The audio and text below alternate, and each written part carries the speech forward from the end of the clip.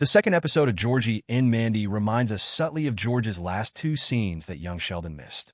George's passing signaled the end of the prequel for The Big Bang Theory.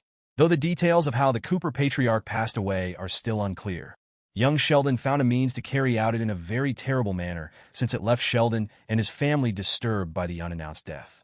Though George's death still affects the franchise via Georgie and Mandy's first marriage, the family comedy drama is already complete. Following young Sheldon's contentious cancellation, CBS and Chuck Lorre devised a plan to keep profiting from the show's success by assigning Georgie and Mandy their own show. Within Georgie and Mandy's first marriage, the couple's life together takes the stage. 2 months after George's death, the first episodes of the new show have kept exploring the fallout from the great loss of Georgie. Though George's death is a crucial element in episode 2, with Missy's homecoming, Mary and Mee-Maw's appearance in Georgie and Mandy's first marriage did not probe the tragedy closely. Seen in the cemetery and hospital in Georgie and Mandy's first marriage, episode 2. In Georgie and Mandy's first marriage, episode 2, Some New York Nonsense, Georgie starts to feel the full weight of obligations he now carries after his dad passed away. As he confided in Jim McAllister about losing his father, the pilot gave a glimpse into his emotions around handling loss. That stated, the 610 to Lubbock focused on his and Mandy's battle with Audrey McAllister. Hence, there wasn't much time dedicated to this. That all changes in the second episode of Georgie and Mandy's first marriage, with 2 especially significant sequences. Some New York Nonsense starts with Georgie unexpectedly chatting with George's grave visitor. The dad of baby Cece only remembers his day to decompress and cope with missing George. This is a turning point since Sheldon's older brother didn't truly tell their father how he felt. Beyond that, it prepares Missy's later trip to George's grave at the episode's conclusion. Georgie's journey to the ER following a panic attack marks still another significant event in the second marriage episode of Georgie and Mandy.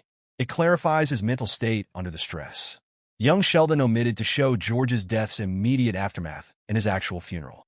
Apart from the narrative of Georgie and Mandy's first marriage, those described scenes also affect the young Sheldon conclusion. Both serve as memories of George's last 2 scenes, that which the prequel might have depicted but did not. The arrangement of the cemetery reminds us of young Sheldon's skipping of the funeral following the passionate church service conducted under Pastor Jeff. Although Mary was earlier shown touring George's tomb in the previous show, Georgie and Mandy's first marriage, episode 2, is the first in which it is particularly highlighted. Second, Georgie's trip to the hospital is terrifying all by itself. Fascinatingly, Some New York Nonsense makes a connection between George's first heart attack in young Sheldon and his son's visit to Georgie and Mandy's first marriage. The montage also reminds us, though, that the family racing to the hospital to claim George's body following his untimely death was not shown in the prequel for The Big Bang Theory. Rather, young Sheldon jumped right in, illustrating how the Coopers were handling the loss in their own unique ways, finally resulting in his final service in the church. Why young Sheldon had to skive George's last scenes?